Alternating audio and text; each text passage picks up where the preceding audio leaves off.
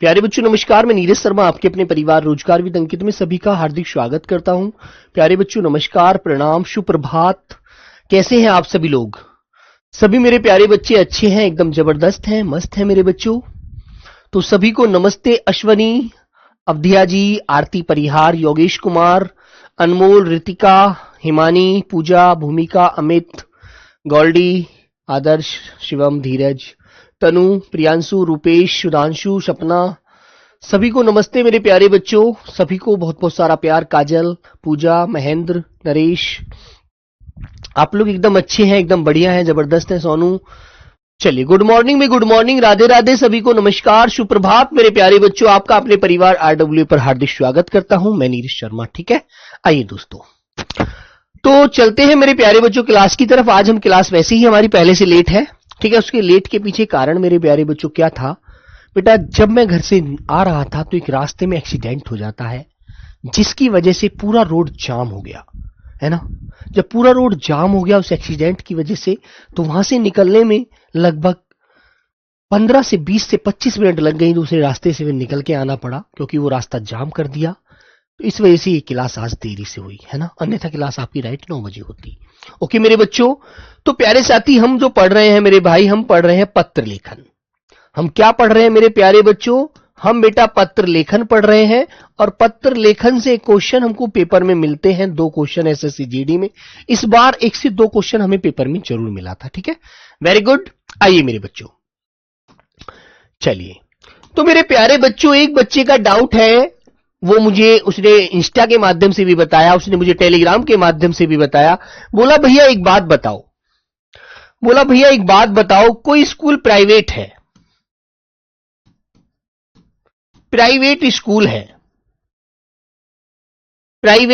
है, तो private school में एक बात आप मुझे बताओ, क्या उसका जो प्रिंसिपल होगा वो तो प्राइवेट प्रिंसिपल होगा। लेकिन एक बात तो आपको याद रखनी चाहिए, वो याद रखने के पीछे कारण क्या है मेरे भाई?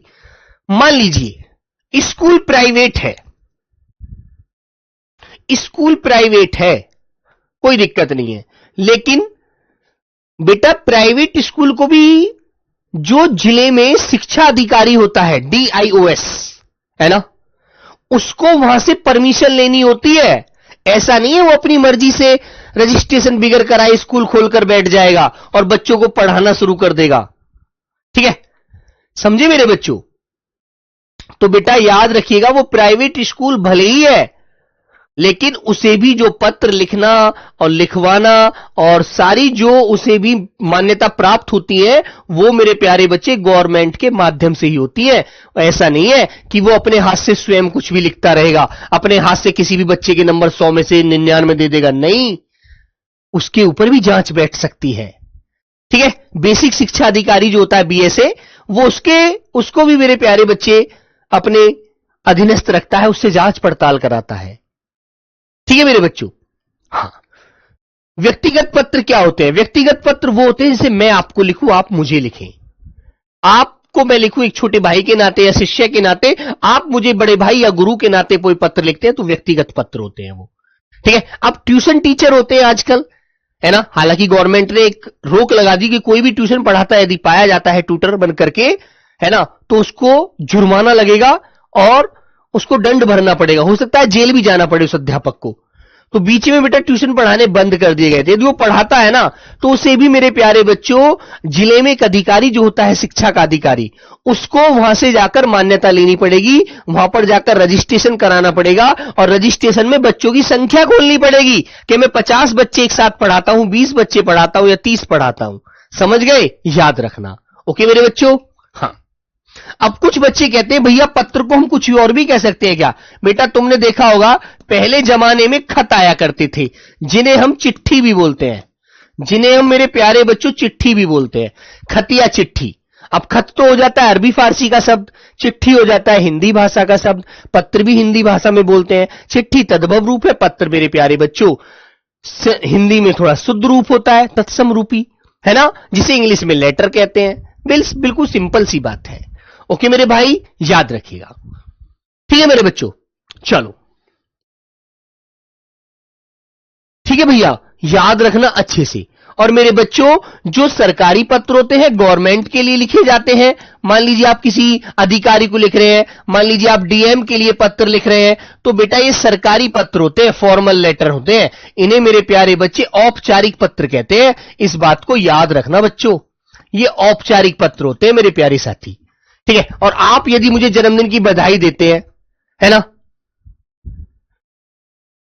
ठीक है मेरे बच्चों, यदि आप मुझे जन्मदिन की बधाई देते हैं तो मेरे बच्चे आप मुझे व्यक्तिगत पत्र लिख रहे हैं, ठीक है ना। हाँ, अब खत है तो खत में मेरे प्यारे बच्चों यहां नुक्ता जरूर लगेगा, अरबी फारसी का शब्द है तो ओके, याद रखना। तो चलो भाई, ये बात आप समझ गए अच्छे से, ये बातें ध्यान रखनी है। तो हम कहां तक पहुंचे थे कल वाली क्लास में? हमने जाना था भैया पत्र किसे कहते हैं, पत्र की परिभाषा पढ़ी थी, ठीक है। और मेरे प्यारे बच्चे, पत्र मुख्य रूप से दो प्रकार के होते हैं, फॉर्मल लेटर और इनफॉर्मल लेटर। यहां तक हमने कल जाना था, है ना। आइएगा, और मेरे बच्चे औपचारिक पत्र कौन कौन से होते हैं? जैसे आवेदन पत्र, शिकायत पत्र, निवेदन पत्र, प्रधानाचार्य को पत्र, अधिकारी को पत्र। ठीक है, मान लीजिए आप छुट्टी चाहते हैं, आपको 10 दिन की छुट्टी जाना है, ठीक है बेटा। चिट्ठी में टे आधा होगा, ठे पूरा होगा, समझ गए। चिट्ठी, चे पर छोटी की मात्रा, टे के नीचे हलंत लगाइए और ठे पर छोटी की मात्रा, बड़ी की मात्रा। चिट्ठी, चिट्ठी, चिट्ठी होती है टे टमाटर आधा, ठे ठटेरा पूरा, याद रखो। तो मेरे बच्चे, वो आवेदन पत्र होता है। जैसे आपको 10 दिन की छुट्टी जाना है, आप अपने अधिकारी को छुट्टी के लिए पत्र लिखते हैं तो वो आवेदन पत्र होता है। और शिकायत लिखते हैं तो शिकायत पत्र होगा। कहीं प्रार्थना करने के लिए कोई पत्र लिखते हैं तो निवेदन पत्र होगा। प्रधानाचार्य से आप कोई वार्ता बताना चाहते हैं, अपनी क्लास के बच्चों की कुछ गलतियों को बताना चाह रहे हैं, तो प्रधानाचार्य को पत्र लिख दीजिए कि महोदय, हमारी क्लास में कुछ बच्चे हैं जो असामाजिक तत्व हैं और गलतियां बहुत ज्यादा करते हैं और पूरे दिन शोर शराबा करते हैं, पढ़ने नहीं देते हैं। तो बच्चों, वो प्रधानाचार्य को पत्र लिख दीजिए। आपने जिले की कोई बात है आपके गांव में, तो अपने जिलाधिकारी को आप पत्र लिख दीजिए, ठीक है। ओके मेरे बच्चों, हाँ चलिएगा। आइए, मैंने बताया था अनौपचारिक पत्र कौन से होते हैं? जो दोस्तों, रिश्तेदारों या परिचितों को व्यक्तिगत भावनाएं व्यक्त करने के लिए लिखे जाते हैं। जैसे मान लीजिए अब तुम्हारे मामा हैं, अब तुम्हारे मामा है बेटा, तुम्हारे मामा का फोन आता है तुम्हारी मम्मी जी के पास। मामा का फोन आया मेरे प्यारे बच्चों मम्मी के पास। किसके पास आया? मम्मी के पास। मम्मी से बोले कि, मम्मी से कहते हैं दीदी नमस्कार। भाई उन बहन भैया है तो दीदी कहेंगे अपने बहन आगे, भैया नमस्कार, बताओ कैसे याद किया, बहुत दिन में फोन किया। कि दीदी मैं ये कह रहा था कि जो चिंटू है हमारा भांजा, मान लीजिए तुम में से कोई लड़का है चिंटू, ठीक है, चिंटू, चिंटू की बात कर रहा था। मैंने चिंटू के लिए एक लड़की देखी है और वो योग्य लड़की है, यदि आप चाहो तो चिंटू की शादी उस लड़की से कर सकती हो, एक बार आकर के तुम भी उस लड़की पर नजर मार लो। तो ये जो तुमने अपनी भावनाओं को व्यक्त किया, तुम्हारे मामा जी ने तुम्हारी मम्मी जी के साथ जो बेटा अपनी भावनाओं के भाव को व्यक्त किया और तुम्हारी शादी का जो रिश्ता तुम्हारी मम्मी जी के पास भेजा कि लड़की अच्छी है, मेरे दोस्त की बेटी है और चिंटू मेरा भांजा है, तुम्हारा बेटा है और एकदम बढ़िया लड़का है, ठीक है, बढ़िया लड़का है और बढ़िया लड़की है, दोनों का अच्छी खासी योग मिलेंगे और शादी हो जाएगी, है ना। तो बेटा वो अपने मामा ने अपने मन की जो भावनाएं थी वो अपनी बहन के साथ व्यक्त की, मतलब आपकी मम्मी जी के साथ व्यक्त की, है ना। और चिंटू भैया राजी हो गए, अब तो शादी हो जाएगी यार, बल्ले बल्ले मजा आएगा, है ना, एक जीवन साथी मिल जाएगा, बढ़िया भाई मजा आ जाएगा अच्छे से, है ना, जीवन को मजे से जिएंगे, है ना। तो वो होता है मेरे बच्चों क्या? व्यक्तिगत पत्र। समझ गए? करा दो सर, चलो करा देंगे भाई बिल्कुल। तो मित्र को पत्र लिखा, भाई बहन को पत्र लिखा, माता पिता को पत्र लिखो, दोस्त को लिखो, किसी को भी लिखो, वो अनौपचारिक पत्र होते हैं।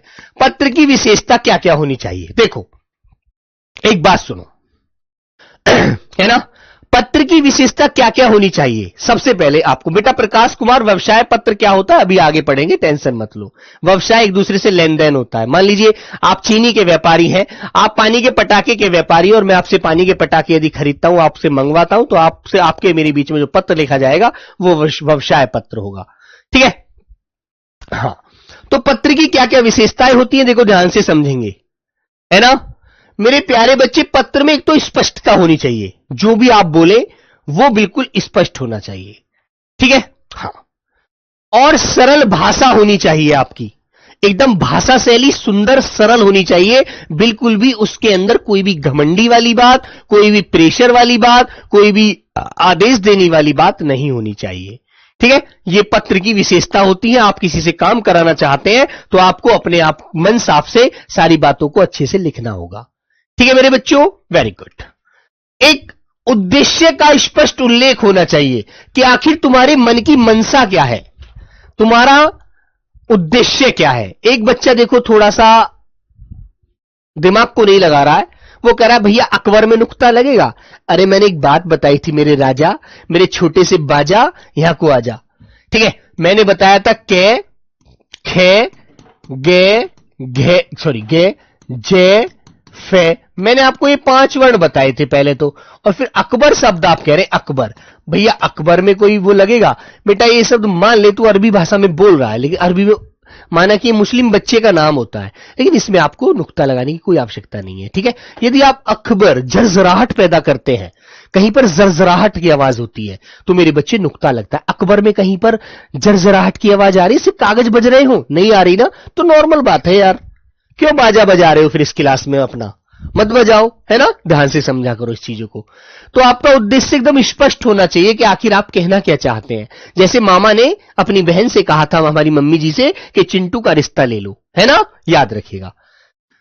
एक सबसे तीसरी बात, एक विनम्र और मर्यादित शैली होनी चाहिए। ऐसा नहीं कि आप उसमें अनाप शनाप कुछ भी लिख देंगे, नहीं, एकदम अपनी मर्यादा को रखते हुए इज्जत के साथ पेश आना है। ऐसा नहीं कि आप एक पेज पर, एक A4 साइज के पेपर पर आप लेटर लिख रहे हैं तो उसमें आप गालियां भी लिख देंगे, उसमें आप कुछ भी बोल देंगे उल्टा सीधा, नहीं। बहुत ही सुंदर तरह से, बहुत ही एक एक बात को अपने को प्यार से कहिएगा, क्योंकि आप पत्र के माध्यम से अपनी बातों को बता रहे हैं। ऐसा नहीं कि वो तुम्हारा फेस नहीं देख रहा, जैसे आजकल आदमी व्हाट्सएप पर कुछ भी उल्टा सीधा लिख देता है। नहीं भाई, हमें अपनी इज्जत समझनी है, जैसे ऐसे ही सामने वाले की भी समझनी है। हमें मर्यादा वाले शब्दों का प्रयोग करना है जिसमें उसको भी ठेस ना पहुंचे। ठीक है मेरे प्यारे बच्चों, याद रखिएगा। तो मेरे भाई, सबसे पहले नंबर 4, उचित प्रारूप होना चाहिए। प्रेषक का नाम होना चाहिए, है ना, जिसके लिए आप पत्र लिख रहे हैं।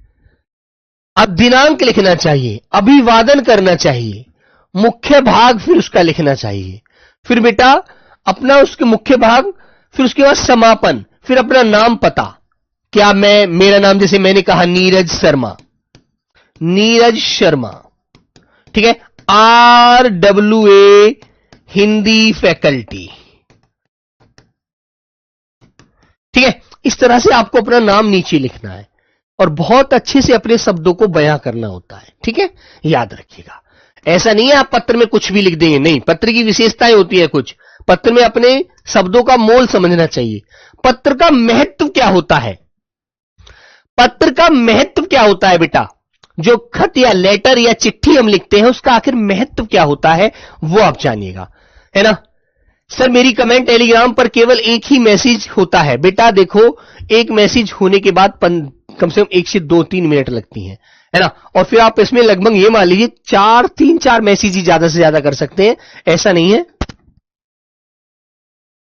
केवल, हाँ, जैसे मान लो बेटा, एक सुन लीजिए, सभी बच्चे डाउट क्लियर कर लीजिए अपना। 8 बजे से रात के 10 बजे तक मैसेज होता है बेटा, 10 PM तक, 8 PM से 10 PM तक। आप 8 से 9 बजे के बीच में एक मैसेज कर सकते हैं, फिर 9 से 10 के बीच में आप एक मैसेज कर सकते हैं। कुल मिलाकर 2 मैसेज कर सकते हैं आपको सिर्फ। अब 2 मैसेज में आप अपने शब्दों को मर्यादा बनाए हुए जो भी लिखना चाहते हैं सो लिख दीजिए। ऐसा नहीं आप उसमें 50 मैसेज कर देंगे, फिर तो एक एक बच्चा बहुत सारी चीजें लिखेगा, किसी भी बच्चे का जवाब नहीं जा पाएगा। अच्छे से ध्यान रखो, ठीक है, इन बातों को याद रखो मेरे बच्चों। केवल आप 8 से 10 बजे के बीच 2 मैसेज कर सकते हैं, 2 मैसेज, ये आपको अनुमति होती है टेलीग्राम पर। ठीक है, अब डाउट में मत रखना अपने आप को। नंबर नेक्स्ट बेटा, मैसेज एक बातचीत का साधन होता है। संवाद का मतलब होता है अपने विचारों को दूसरे वाले व्यक्ति के पास पहुंचाना। ठीक है, तो संवाद का साधन है ये।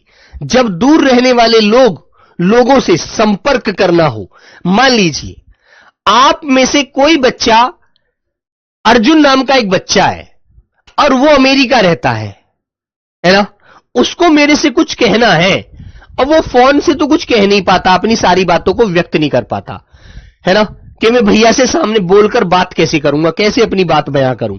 वो क्या सोचता है कि मैं ऐसा करता हूं, मैं एक पत्र लिखता हूं और नीरज भैया के पते पर उसको भेज देता हूं, एड्रेस पर, है ना। तो उसने अपनी सारी बात लिखी और मुझे वो पत्र के माध्यम से सारी बातें मेरे को बता दी, है ना। समझ गए मेरे बच्चों? तो वो क्या हुआ बेटा, वो एक साधन हुआ संवाद का, अपनी बात को बताने का। ठीक है, बात क्लियर? हां, लिखना नहीं है बेटा सब कुछ, आपको ये लिखा लिखा है मैं आपको ये दूंगा, ऐसे ही आपको जू का तू में मिल जाएगा। फिर मेरे बच्चे, सूचना देने का तरीका होता है ये, है ना। मान लो आपके पास मेरा नंबर नहीं है, फोन नंबर, आप डायरेक्ट मुझसे फोन पर बात नहीं कर पाते, है ना। क्लियर मेरे प्यारे बच्चों?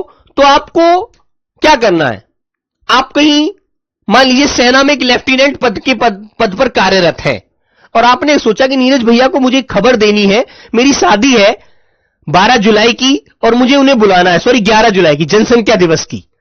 उनको पत्र कैसे, उनको कैसे शादी तक कैसे बात पहुंचाऊं, शादी की कैसे उनको जानकारी दूं। तो आप क्या करेंगे, आप कहेंगे भाई नंबर तो मेरे पास है नहीं, मैं एक पत्र, उनका एड्रेस है लेकिन मेरे पास, उनके पते पर भेज देता हूं। ठीक है, तो सूचना देने का जो तरीका है, स्कूल, कार्यालय, बैंक आदि में सूचना देने या लेने के लिए हम एक पत्र का प्रयोग करते हैं। अपनी शादी का पता भी, शादी की तारीख बताने के लिए पत्र का प्रयोग करते हैं, सूचना देने के लिए, है ना। क्लियर? तो स्कूलों में तो करते ही है, लेकिन आपको यदि नॉर्मल भी कोई बात मेरे तक पहुंचानी है, नंबर आपके पास नहीं है, तो आप उसके माध्यम से भी पहुंचा सकते हैं। ठीक है। नंबर 3 मेरे प्यारे बच्चों, विचार व्यक्त करने का माध्यम, जिसमें अपनी बात व्यक्ति दूसरे व्यक्ति तक पहुंचा देता है, उसका एक माध्यम होता है बेटा ये। विचार व्यक्त करने का माध्यम है, अपने विचार, भावनाएं या अनुभव साझा करने के लिए हम पत्र का प्रयोग करते हैं। ठीक है, हां, ओके मेरे बच्चों, ध्यान रखना। अब आगे बात आती है बेटा सरकारी कार्यों में उपयोगी। सरकारी कार्यों में उपयोगी कैसे होता है ये आप ये जानते हैं अच्छे से। नौकरी के लिए आवेदन, शिकायत, सुझाव आदि में मेरे प्यारे बच्चों हम पत्र का प्रयोग करते हैं। एप्लीकेशन नहीं लिखते हैं आप लोग, तो उसके लिए आप पत्र का प्रयोग करते हैं मेरे बच्चों।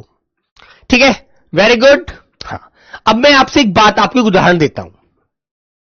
आप एसएससी जीडी में सेलेक्ट हो जाते हैं, है ना, और अब तुमने कोई दूसरा एग्जाम मान लीजिए सब इंस्पेक्टर का दिया हुआ है सीपीओ के माध्यम से, अब तुम्हारा उसमें भी नंबर आ जाता है, तो फिर आपको सिपाही से क्या करना पड़ेगा, रिजाइन देना पड़ेगा।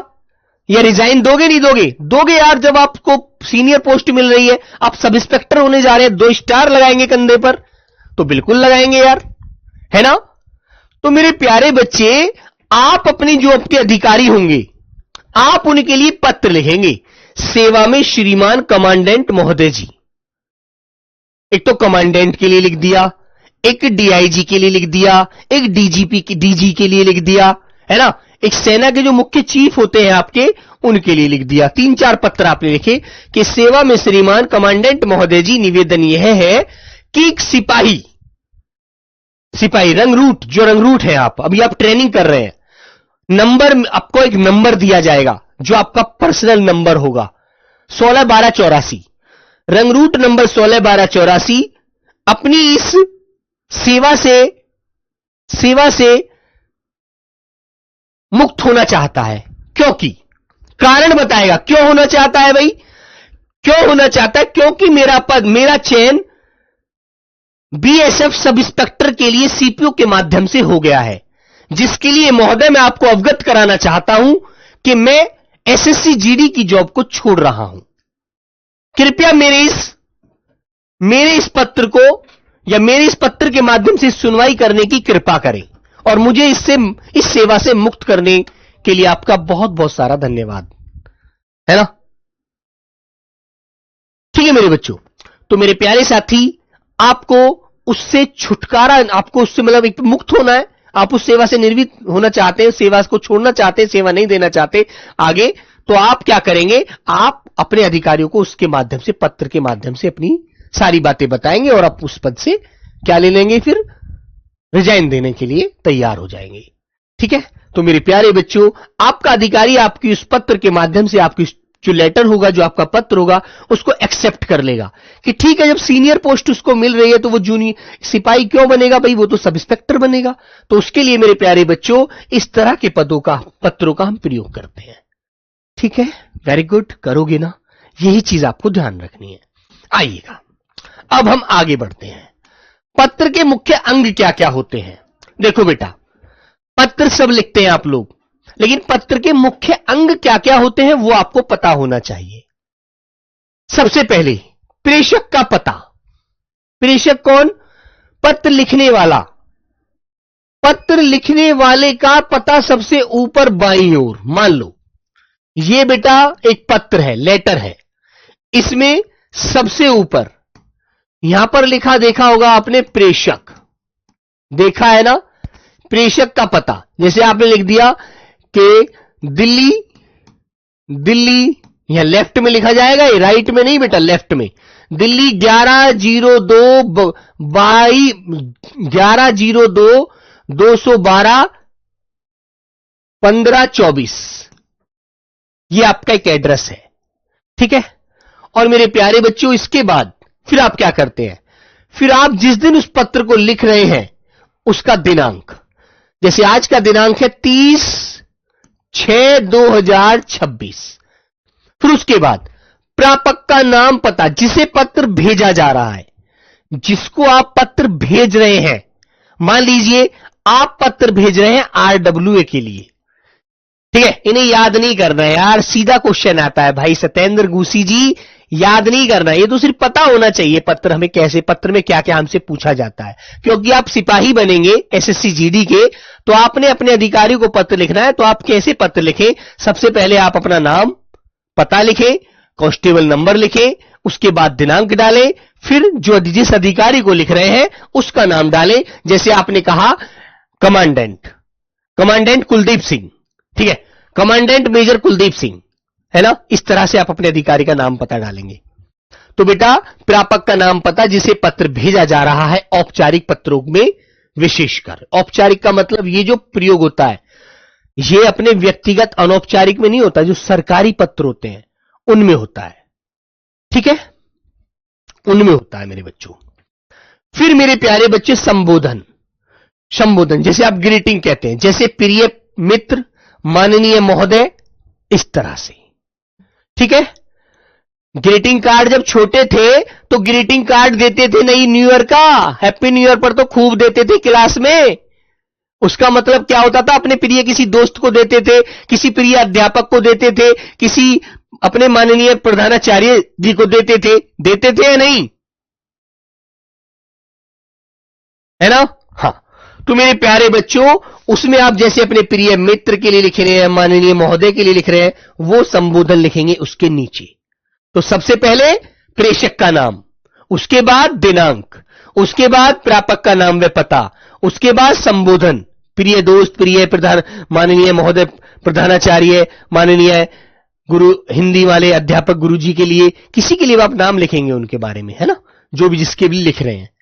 फिर उसके बाद मुख्य विषय आ जाएगा आपका, बॉडी क्या है, आखिर इस पत्र का उद्देश्य क्या है। ठीक है मेरे बच्चों, बेटा छुट्टी के लिए आप पत्र लिखते तो आवेदन पत्र कहलाता है ना। जिससे कि आप प्रधानाचार्य अपने अधिकारी को छुट्टी के लिए पत्र लिख रहे हैं तो वो आपका एक आवेदन पत्र होता है जिसमें आप छुट्टी चाहते हैं। मुख्य विषय, इसमें पत्र का उद्देश्य और पूरी बात आप बताएंगे, जो आप पूरी बात लिखते हैं 4-5 लाइनों में, है ना, उसके लिए आपको मुख्य विषय लिखना होता है। फिर उपसंहार जो होता है, कंक्लूजन क्या है आखिर इस बात का, जब आप उस बात का अंत करते हैं तो लास्ट में लिखते हैं ना, महोदय आपकी अति कृपा होगी, है ना, महोदय आपकी अति कृपा होगी। आपका आज्ञाकारी सिपाही, आज्ञाकारी शिष्य, है ना, अपना नाम लिखेंगे समाप्त करने पर। जैसे आपका शुभचिंतक, है ना, आपका सिपाही, आपका शिष्य, आपका आज्ञाकारी पुत्र, अपने पिता के लिए लिख रहे हैं आप लोग, जैसे मान लीजिए, है ना, मान लीजिए आपने अपने पिता से पढ़ाई का खर्चा मंगवाने के लिए पत्र लिखा, तो आप लास्ट में हाथ जोड़कर यही तो कहेंगे, पिताजी नमस्कार, आपका आज्ञाकारी पुत्र रमेश। ठीक है? हां। फिर मेरे प्यारे बच्चों, अंत में आप अपने हस्ताक्षर कर देंगे और अपना क्या करेंगे, अपना नाम लिख देंगे। जैसे अपना नाम आपने लिख दिया रमेश,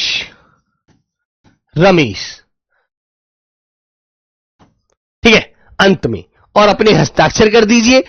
बेटे एक बात सुनो, अब अपने आप पिताजी के लिए पत्र लिख रहे तो उसमें आपको हस्ताक्षर करने की जरूरत नहीं होती।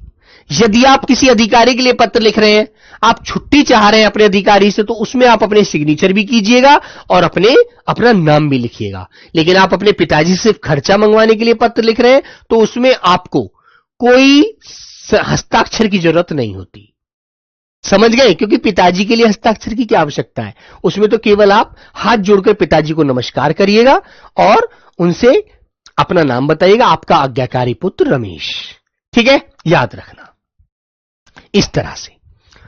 ठीक है मेरे बच्चों, अब तुमसे क्वेश्चन कैसे पूछा जाता है, देखो अभी यहीं तक रखता हूं, आगे देखो मैं बताता हूं क्वेश्चन कैसे आते हैं। एक बार मुझे सब जवाब देना सब जवाब देना बेटा। देखो क्वेश्चन कैसे आते हैं, मैं पहले आपको क्वेश्चन दिखाता हूं। बहुत सारी चीजें पढ़ाऊंगा, बहुत बड़ा टॉपिक है। क्वेश्चन पेपर में क्वेश्चन मिले थे इससे। पत्र के मुख्य रूप से कितने प्रकार होते हैं, क्वेश्चन आया आपके सामने, ये बताओ क्या आंसर होगा। आपके सामने क्वेश्चन आया कि पत्र के मुख्य कितने प्रकार होते हैं, तो आप क्या बताएंगे? बोलो बच्चों। क्वेश्चन आएगा ऐसे, कुलदीप सिंह सर मेरी बात सुनिए, एसएसएफ लेना है तो मुझे क्या करना पड़ेगा? आपको जी जान लगाकर पढ़ना पड़ेगा बस, और कोई चारा नहीं है मेरे भाई। ठीक है? तो बेटा पत्र दो प्रकार के होते हैं, नंबर एक औपचारिक पत्र, ठीक है, औपचारिक पत्र, और नंबर दो अनौपचारिक पत्र।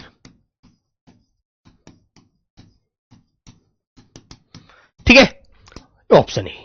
क्वेश्चन आएगा दूसरा, अपने से बड़े आदरणीय संबंधी को आप पत्र लिखते हैं, लिखते समय संबोधन क्या होना चाहिए? मान लीजिए आप पत्र लिख रहे हैं मेरे लिए, है ना, या मान लीजिए अपने पिताजी के लिए लिख रहे हैं, तो आपका पत्र में संबोधन क्या होना चाहिए, बताओ। बोलो मेरे प्यारे बच्चे, क्या होना चाहिए संबोधन आपका? बेटा आवाज थोड़ी तेज है तो थोड़ी कानों में गूंजती होगी, है ना। आवाज थोड़ा धीमे मेरे पे आज बोला नहीं जाता यार, क्योंकि मुझे आदत नहीं है। मेरे को बड़ा ऐसा लगता है कि मेरे अंदर जुनून नहीं है। फिर आप एक एसएससी जीडी के सिपाही हैं, तो आपके अंदर में जितना हौसला जज्बा होना चाहिए वो जरूर होना चाहिए, है ना। आप ऐसे बोलेंगे नहीं मेरा नाम है नीरज, मेरे बस की नहीं है बेटा ऐसे। फिर आप एक देश के सिपाही नहीं है, आप कोई सरकारी वैसे जॉब की तैयारी कीजिए, कहीं ऑफिस में बैठने वाली।